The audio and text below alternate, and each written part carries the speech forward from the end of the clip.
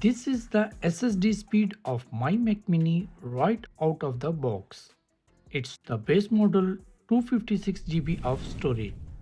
And this is the speed of the same Mac Mini right now.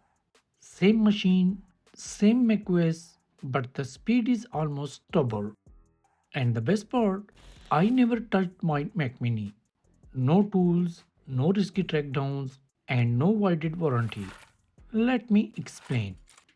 The story started when I realized that 256 GB of storage is simply not enough anymore, especially in 2026.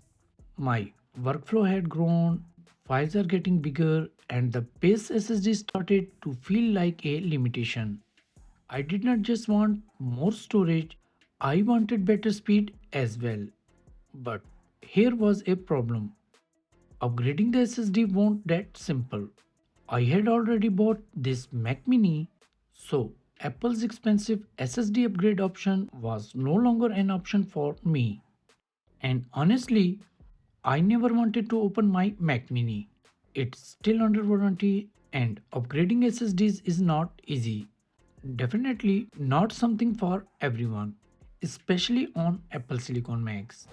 So I choose a simple and safe solution.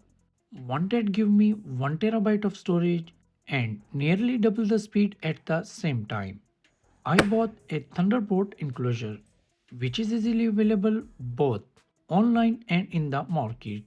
Since I am using an M2 Mac Mini, which comes with Thunderbolt 4 ports, a Thunderbolt 3 or 4 enclosure is more than enough for my setup. However, if you are using an M4 Mac, a Thunderbolt 5 enclosure will definitely deliver much better performance compared to this.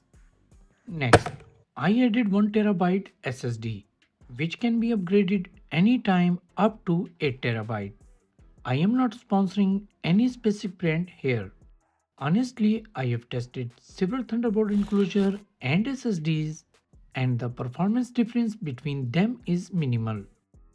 So, you can use any reliable SSD and enclosure that you trust. After that, I simply connected the adapter to my Mac Thunderbolt port, created a few partitions based on my needs, and restored macOS directly onto the external SSD. And that's it. Now my Mac boosts faster, apps open instantly, and I can clearly feel the performance improvement along with having plenty of storage. And since the Mac Mini is a desktop machine, having an external adapter connected does not bother me at all.